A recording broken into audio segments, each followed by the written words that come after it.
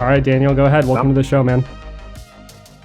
Well, hello, everybody. My name is Daniel Gonzalez, born and raised in Patterson, New Jersey, and attended Rutgers University in New Jersey.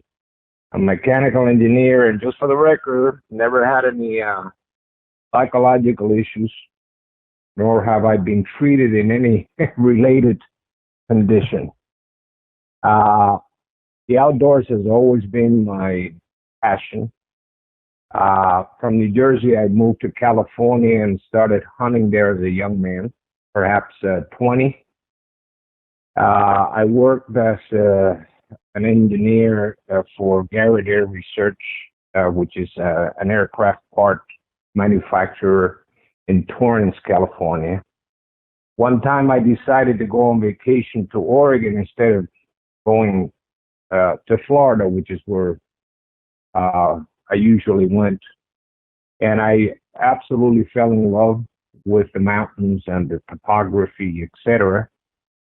And a year later, I had dropped everything that I had or owned or given my job and moved to the state of Oregon, bought 40 acres with a couple of houses. At that time, it was very cheap. Eventually, it became the windsurfing capital of the world.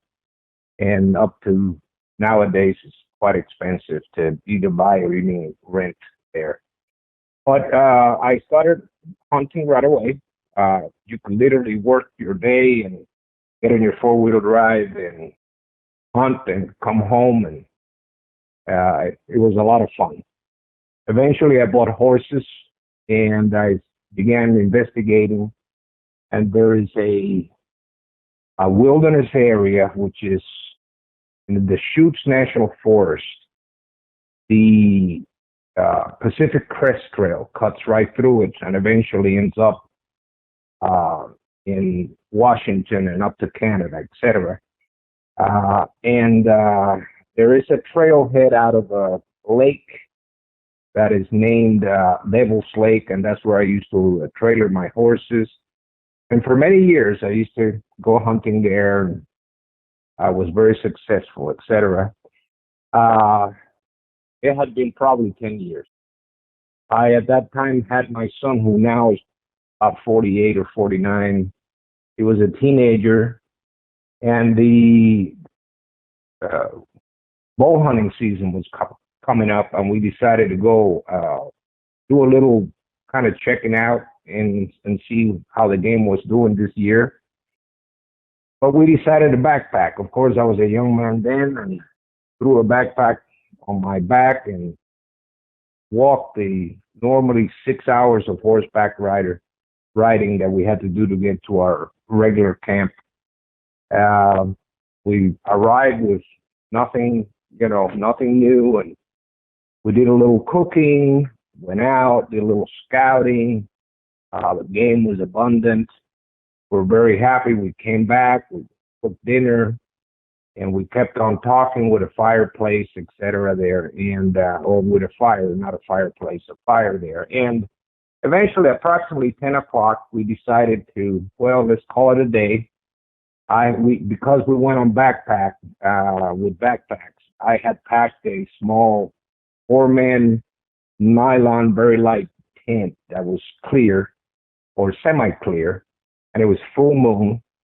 And so we went to sleep. And I've always been a very, very light sleeper. And all of a sudden, everybody's sleeping, and I hear these steps approaching, which in fact I had heard in other occasions. I had heard hunters coming in, and you can actually hear them a mile away. But in any case, these steps woke me up. They were very heavy and definitely bipedal, and they kept on approaching the tent. So I was concerned a little bit, but I just kind of listened, and all of a sudden I see this shadow through the wall of the tent that basically covered the whole tent. And I assume it was because the moon was behind this figure.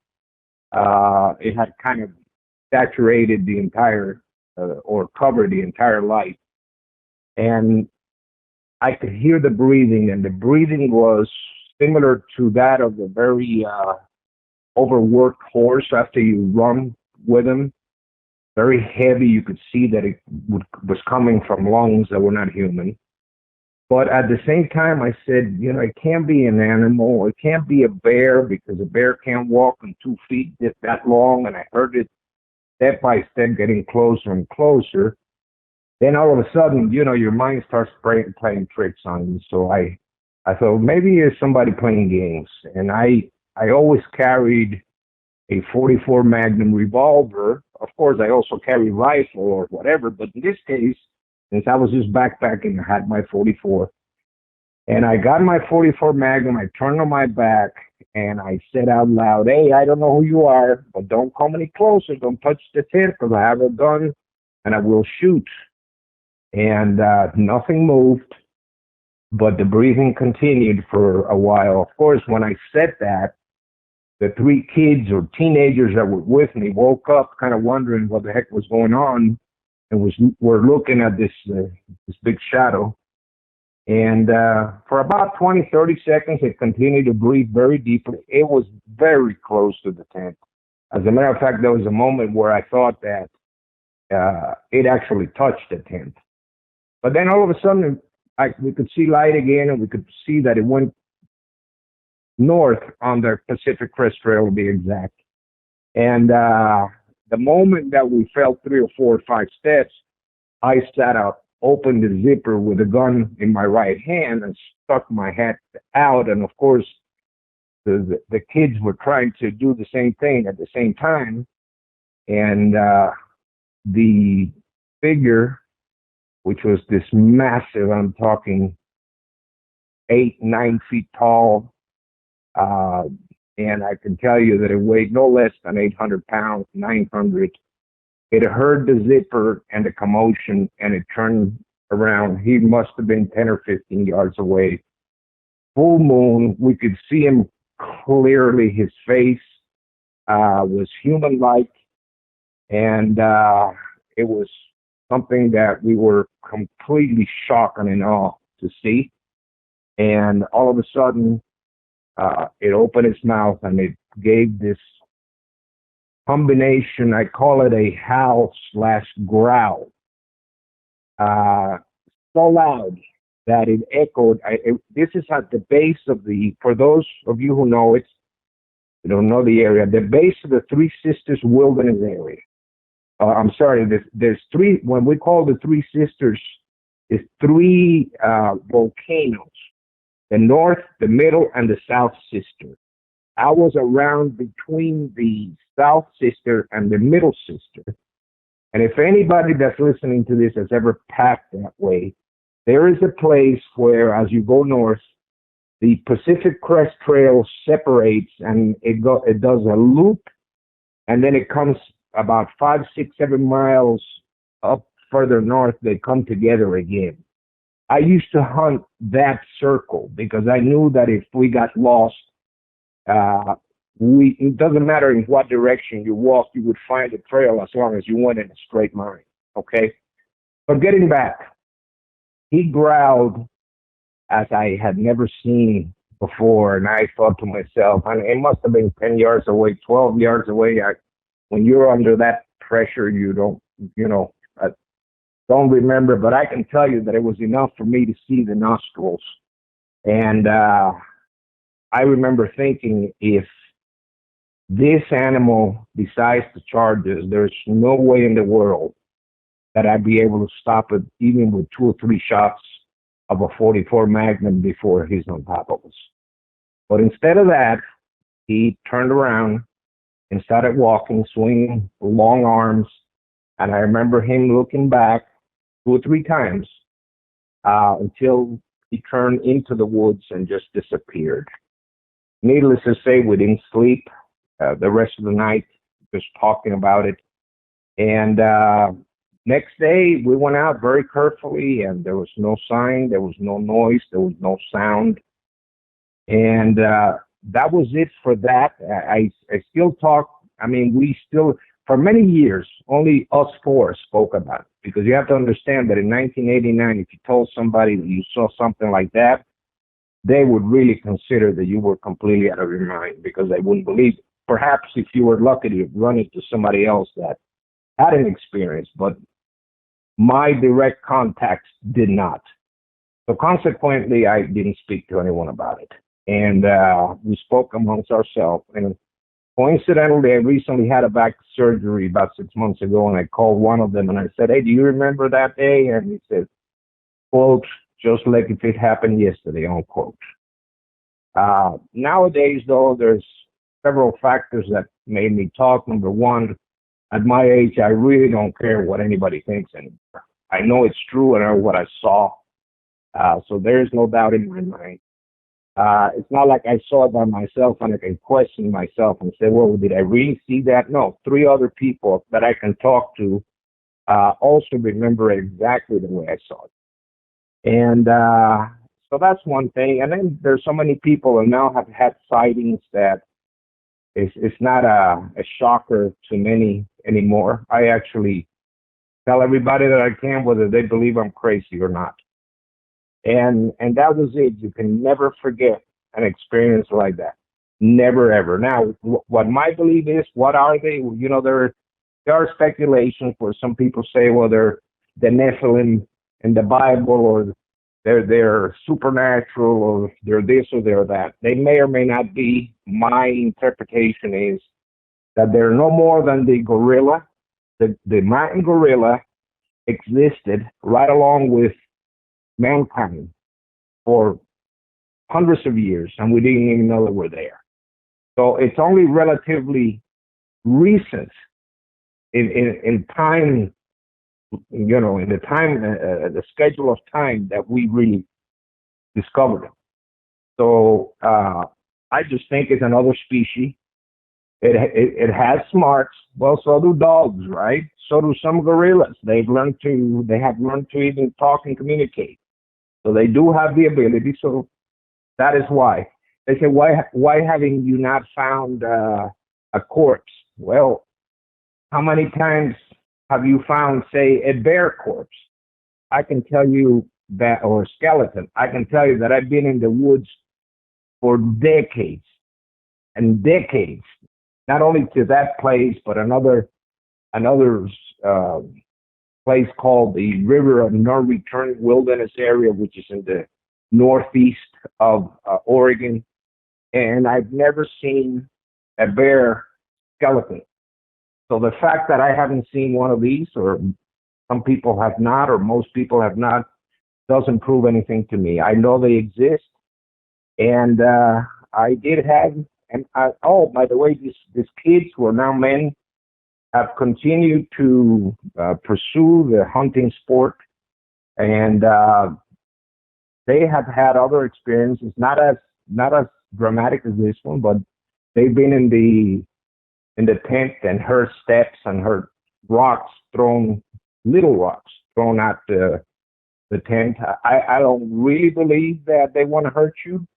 And of course, a dog would bite you if they're scared and they think you're going to hurt them. So it all depends on your demeanor and attitude. I think if you give them space, they don't, they might tell you, hey, I don't want you here. But I later found out with other experiences that I had, which I'm not ready to explain now, but I can tell you I had 30 acres at the base of Mount Hood, in a town near the town of Odell, which is just north of Hood River, which is where I live. Actually, to be exact, the little tiny town is named Parkdale. The back of my property was right on a creek, and from there on, it was wild. And I had persistent other experience that one day I'll decide to talk about, but that I'm not ready to. For sure, man. So that is it, my friend. I mean, that's really an incredible encounter for sure. And I mean, I want to touch on a couple of things there for sure.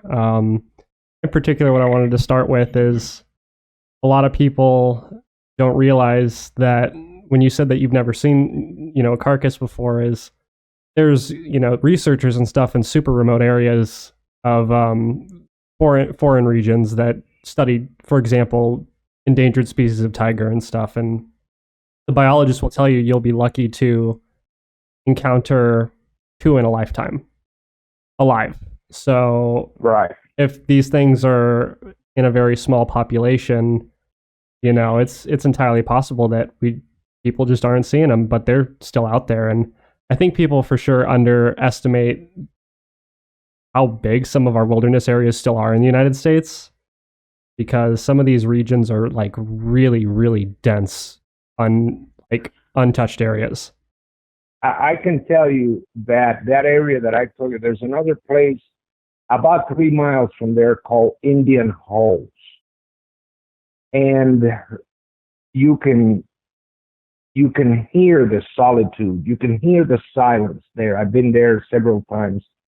Didn't have any sighting there, but it was unbelievable. And I know beyond any doubt that there are spots in Oregon and many other places of the United States where humans have never, ever walked. There is no doubt. I mean, I have had horses and traveled into the mountains for hours and hours and time after time and year after year. And they're just areas that are so remote that it is absolutely incredible. People do not realize that. I also believe that they get to know you just like a dog gets to know you. I was watching a program one time of this guy that started getting closer and closer to a pride of lions, and they accepted him. And these are wild lions that are out there to eat you. So I believe that they have the capability of knowing, oh, this is this guy. Maybe not in those words, but this is this guy. Right. And pretty soon they learn to accept you. And I later had the other experience that one day I'll decide, which is a little more complex and perhaps a little more difficult for some people to accept. Mm-hmm. And I know for a fact that they get to know you. They know that you don't mean harm, and just like a dog knows, just like any other animal, just like a fighting bull. It's friends with the one that raised them and doesn't want to kill them. Right. People think, well, how can that be possible? It happens every day with other animals around you if you just stop and think about it. Mm-hmm. For sure, man. One of the things that I wanted to touch on for sure is, have you seen the Patterson film? I have seen somewhat of the Patterson film. I saw the other day, it was a made-up film. I like to experience actually, or watch actually things that when people actually go explore. Mm-hmm. I saw, I think the name of it is Exists. It's just something to be entertained with. It could be very true, but I know that was a made-up film, Right. I seen the little bit of a video about the Patterson film, the little short one where he drops the camera and picks it up and sees the animal swinging the arm, and just like that, when it's swinging the arm and looking back to see where you are, that's exactly how that other animal did, the one that I saw. That's incredible. Did so when you saw the face, man, go into a little more detail about the face. Where was there just skin, and what areas had hair and such? I missed your question there. The echo is a little bit too much. Oh, my apologies. What was the question? So tell me about what areas of the face had hair and what areas didn't have hair. Oh, well, listen, the face definitely, if it had any hair, it was very little hair. Everything else was pretty hairy. Okay. And I could tell that there were some shades of dark brown. Mostly was black. Let's see what else. I didn't look at the feet. I was looking at the face and at the facial expressions.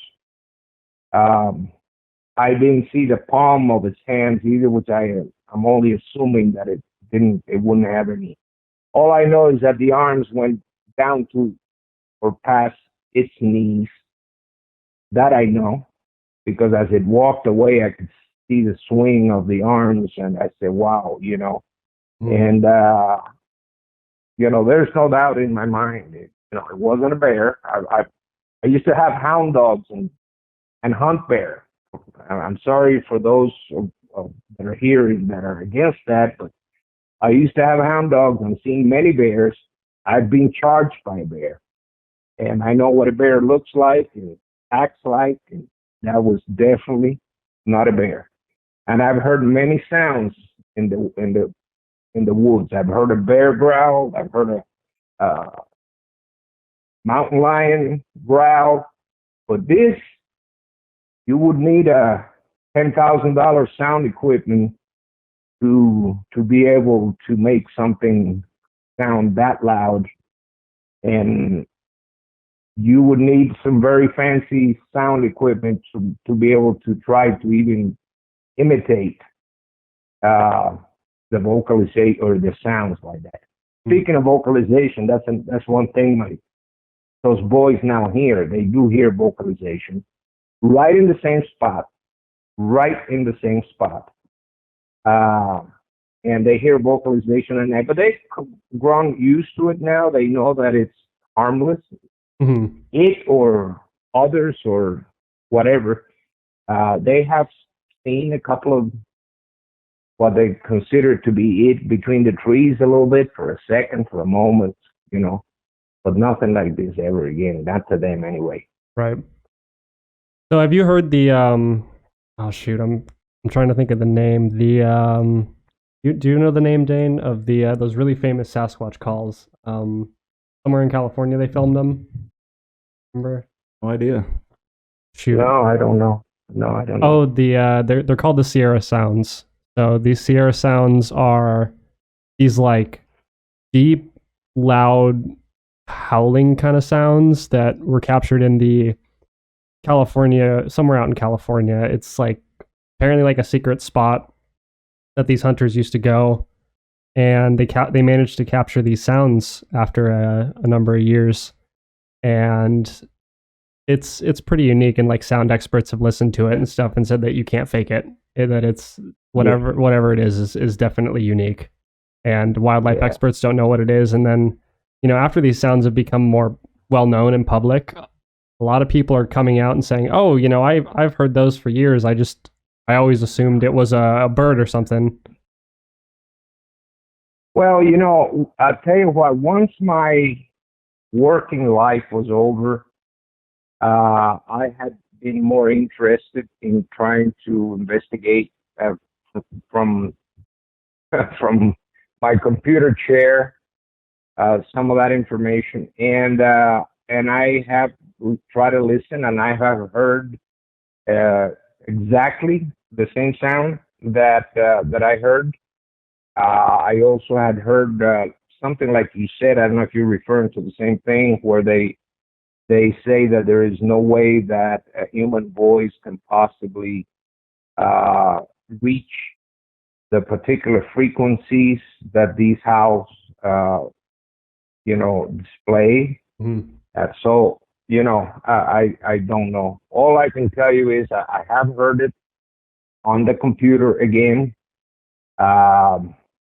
I have heard them make other sounds in my property over in Parkdale. Not that howl. I don't know what that howl meant. I don't know if it was, "Hey, don't you follow me? Let me show you my power by," I guess like a lion when they're growling, telling the other lions not to come close or something. I don't know what it meant. It didn't mean anything nice. Not that time. Right. Anyway, I can tell you. I can tell you, and it was looking straight at us. I was looking his way, and it was like, I don't know. I live in a 3-bedroom house, and my bedroom is all the way to the end. And if I open my bedroom door and look at the front door, that's about how far it was. So I don't believe it was even 15 yards. It might have been 10, But You know, when they're that close and they make that kind of sound, you can really hear it. Right. And it was hair raising, blood curdling. That sound. Right. And also, at an animal that size at 10, 15 yards, that's not far. That's most people standing in their hallway looking down to the end of the hallway, that's not really that far. And especially it's something that's 6 feet tall or 9 feet tall, that's you can tell what you're looking at. Absolutely. Yeah. And I can tell you, for those who wonder why I didn't mention it, I did not smell anything. And I put my head out of that tent literally perhaps 3-4 seconds after he started walking away. Mm-hmm. But of course, their steps are so long, and he was walking at a fast pace, that it only took those 5 seconds for him to separate himself from the tent, pretty much. I really wonder to this day what is it that he was doing, just standing there. What was he considering, or what was he studying or meditating? I have no idea what. I mean, I've often thought of that, and I don't know what his motive was to stand just there, and I talk, and as you can tell, I have a strong voice, and when I said it, I included several bad words, say the away, or Right on, yeah, for sure. the F word, very loud, and it didn't blink, it didn't move, didn't budge. It just kept on breathing, and I just wonder what he was thinking. It's something that you will never ever forget, ever. Oh yeah, for sure. That's just the way it is. Yeah, that would stay with me for a long time, seeing an animal like that, for sure. So like I think you touched on it a little bit earlier, is that you think that they're just an animal?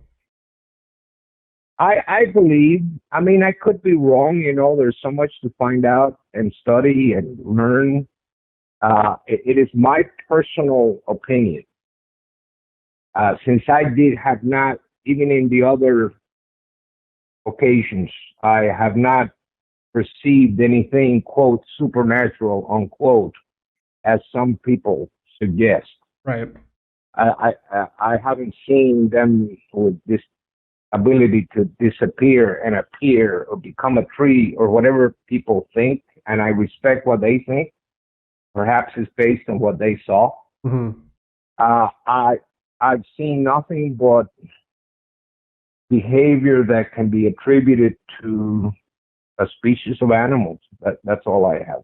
That's right. That's all I think. To a very intelligent species of animal, very intelligent. Yeah. With a tremendous ability to smell and to hear. But then again, that's nothing out of this world. I mean, if you're hunting and you get just a tiny little breeze behind you pushing for the game, they'll know you're there. They'll know you're there. They can be 200 yards away and they'll pick you up and run. So that's nothing, And as far as people say, well, how do they know the cameras are in the tree? How come they? Well, I don't know what their frequency or their ability to hear, what the frequencies are that they're able to capture. Dogs can hear things that we cannot hear. So perhaps those little machines that they put in there make some kind of a noise that we cannot hear, and they can hear it. I don't know. Yeah, good point. We only have people's firsthand accounts of them, man.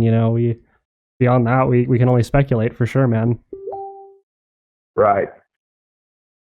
All I can tell you is, I am telling you, hopefully so far I have not sounded in any way as a person that has a mental problem. All I can tell you is they do exist.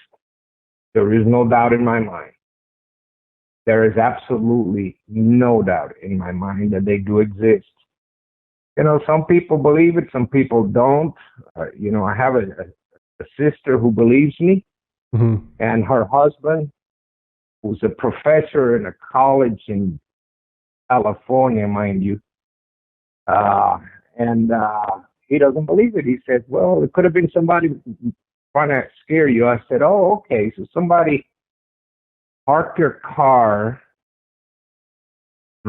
walked 8 miles, 8 hours, 7 or 8 hours, in the middle of the night, taking a chance that they would find us, right? In a sea, an ocean of trees, taking a chance that they would find us. Took in incredible equipment to make that sound, right?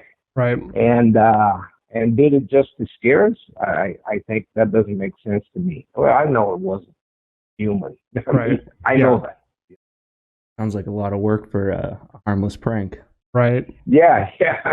And then on top of that, I can understand somebody doing that if it was down there by the car.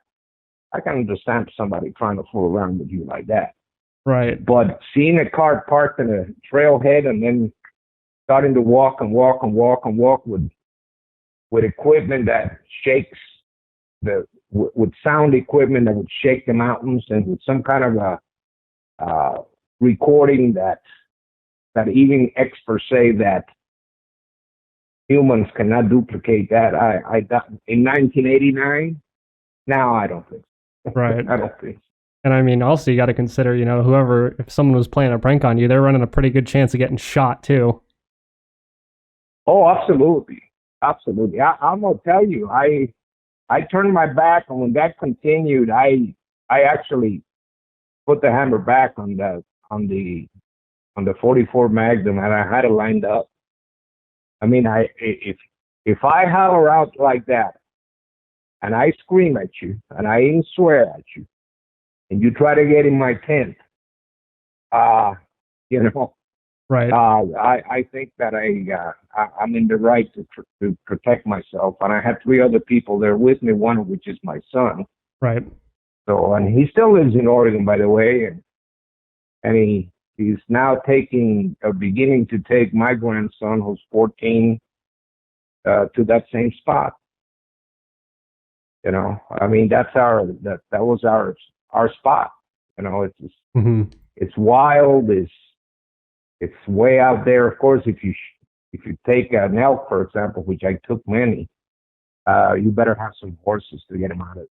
We used to pack it. That was the only ever time that we backpacked. Every other time we ever went to that camp, I had the 6 horses, and some of them. Early in the spring, I used to always pack in all of my camping stuff. Big tent, big huge wall tent, and set it all up, set a mess hall, and all of that stuff, and then just that way, the next time, all I had to do is just take the everyday stuff, my rifle, and to this day, I wonder if there's. I put away some food cans, and to this day, I wish I knew if they were still there. There is right on the side of the Pacific Crest Trail. There's a 3-walled forest ranger kind of something to protect yourself if it's snowing or something like that. It was there, and I pulled up some boards and put some food down there, and then hammered the boards back down. And I often wonder if that stuff is still there 30 years later. You never know, man. Could still be there.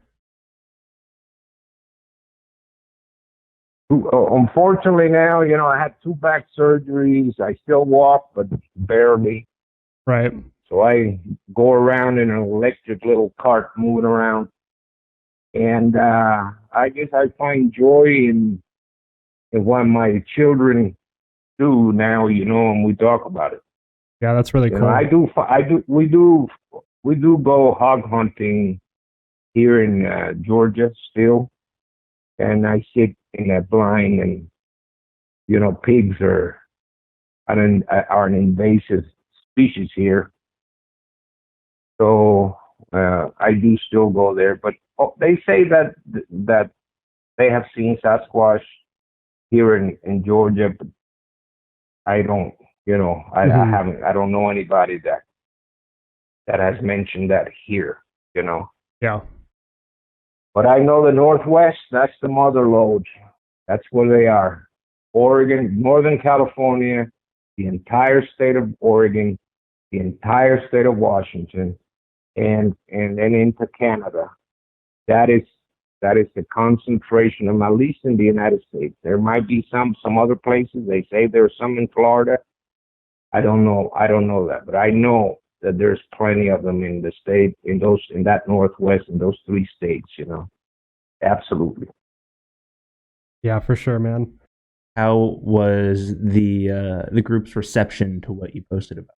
You get a lot of good feedback? Oh, everybody was very positive. Pretty much 100% positive response. I was surprised that this is the first time I ever done that. This is the very first time that I've ever put myself out like that, perhaps because I don't really care anymore, because of my position when at that time, and because of the people I knew that would never believe what I was going to say. We all kept quiet. We all kept quiet all our lives. We only talked about it between ourselves. But you know what, man? I don't really care anymore. You want to think I'm crazy? That's okay. That's okay. I don't care.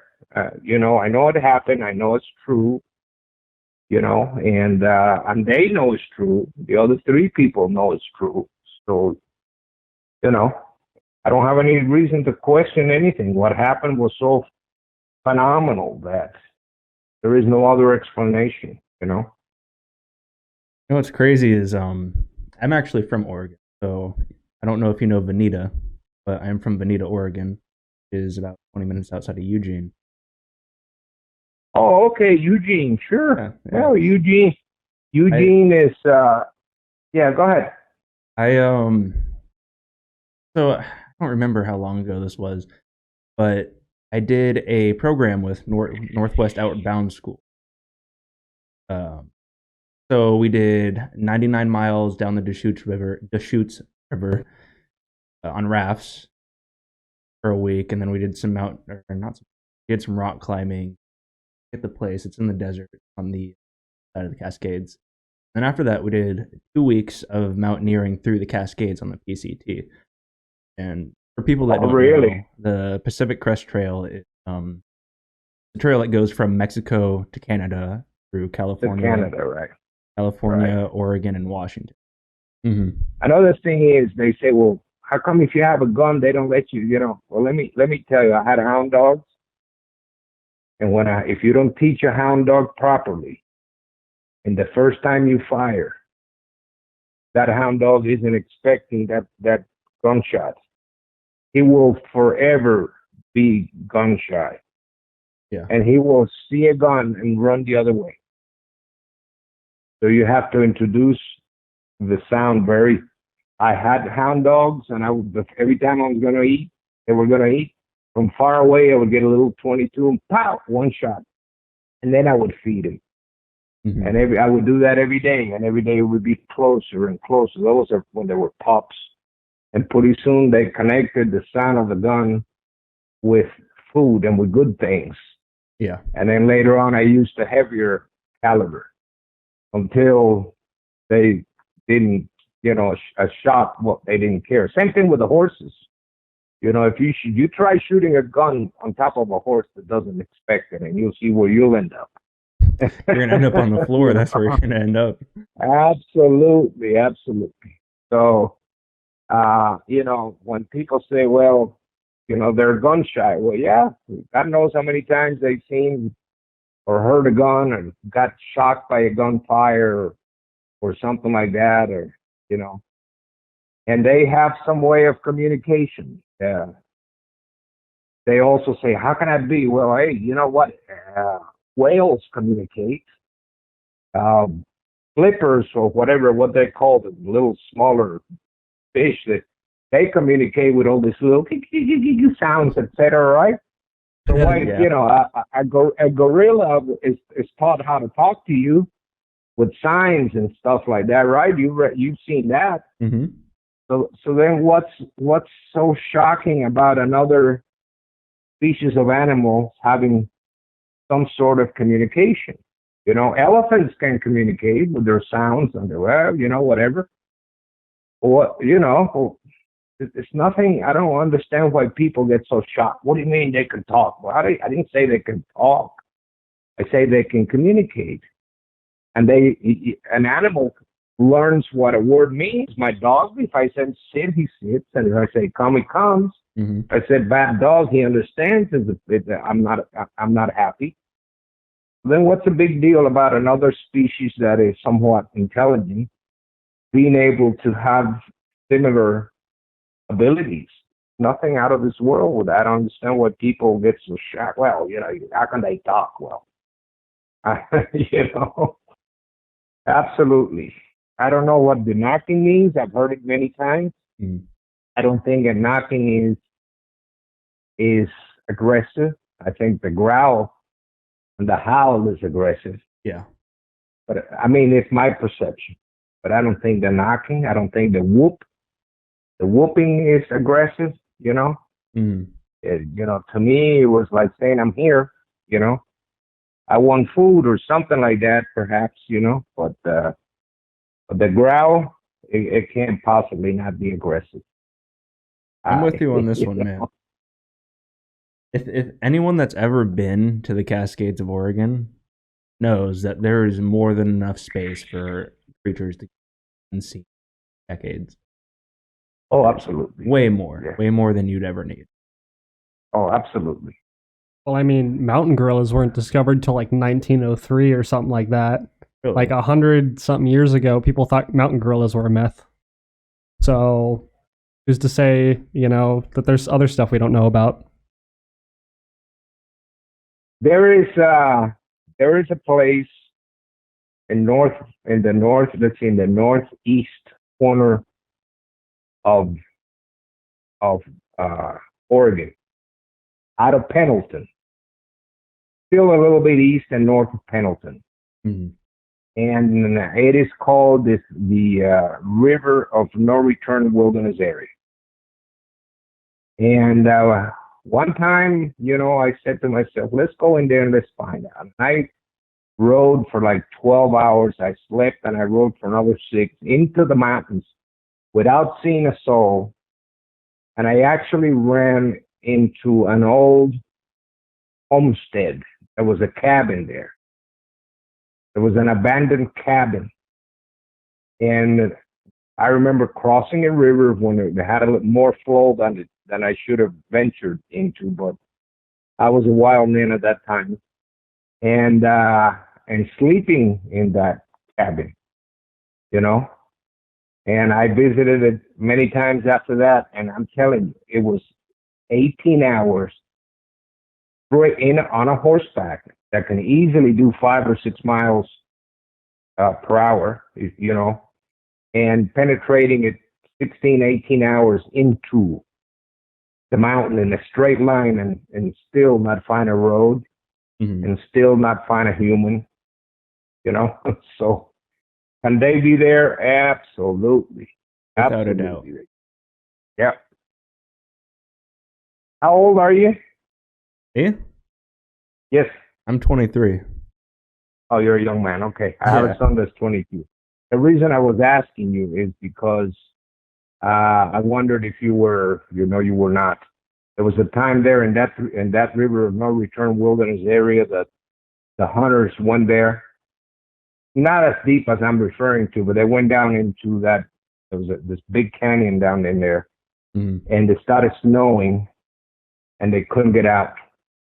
And the Forest Service had to go in and take them out in helicopters, and they had to leave their horses there. And I was there that time, and it was the morning, and I saw all that snow, and there were herds and herds of elk in there. And I said, I'm not going to leave my horses behind. And I was in normally about, the place that I hunted was about 6 hours on a horseback after there is no more trail. Mm-hmm. And it took me 18 hours to get out of there. Oh, wow. Yeah, it was chest deep to the horses, and they had to leap and leap, and there's ravines that you could look down, and you knew that if, and you couldn't really see the trail very well because it had 3 feet of snow on top of it, you know. So it was hairy, but I didn't leave my animals there. I loved my horses, you know. They were my friends. For sure, man. The best thing you can compare it to is it is the Wild West out there. Absolutely. Absolutely wild. People don't realize that in the United States it can be. They only think of Alaska like that, Yeah. but no, Oregon, Washington, you Even know, parts of California.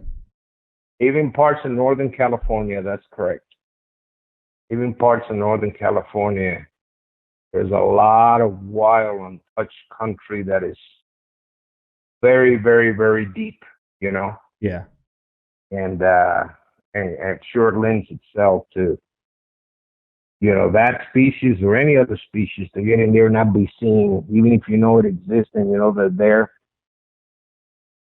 But you just don't see it, you know. I mean, I've been hunting sometimes in a place that I know that the animals are there, and been there 2 days without seeing anything. You know, Mm-hmm. it happens. You know, We've heard some pretty crazy stories, so I doubt that right. you'd be able to say anything that would at least surprise me. Oh yeah. yeah, man. No. The forbidden episode that we The won't forbidden mention. episode. Yeah, but Yeah. Well, you know, I mean, I don't believe that part. I don't believe in anything supernatural connected with them. There may be, but I don't. I have never seen anything like that, and consequently, I don't have any basis to believe such thing. If you tell me something different, I'll honor your opinion, but that doesn't mean I can only believe what I see. You know. Well, guess what? I had an orchard, right, and I was at the base of the Mount Hood National Forest. My daughter now is 40, I think 44, 40. Yeah, she was like, I don't know, 13 or something like that. And she was part of it. And, you know, and it happened all the time. And it happened in our backyard. And in that occasion, you know, we saw a family back there that lived there. There was a creek back there. They lived there. They slept there. They rarely left that area. And, we saw them all the time, absolutely all the time. And, you know, sometimes in the winter they would get out sometimes because of the snow. It doesn't snow too much in Hood River. My disposition changed completely. That first time it was like an urge to protect yourself, you know, and all I was looking at was at a beast, you know. mm-hmm. But later I realized that that wasn't necessarily that way. They never bothered my horses, ever.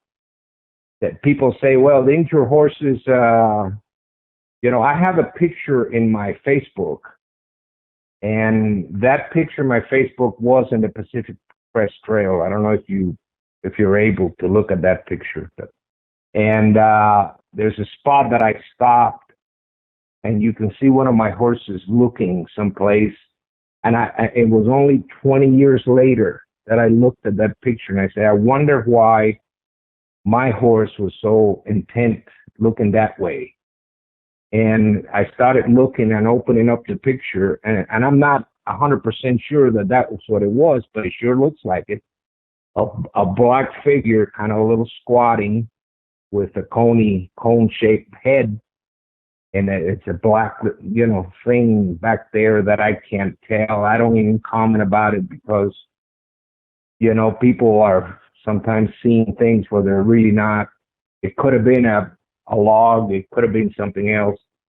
But I often wonder, why was that horse looking that way? He was the young horse. The other horses were used to them already.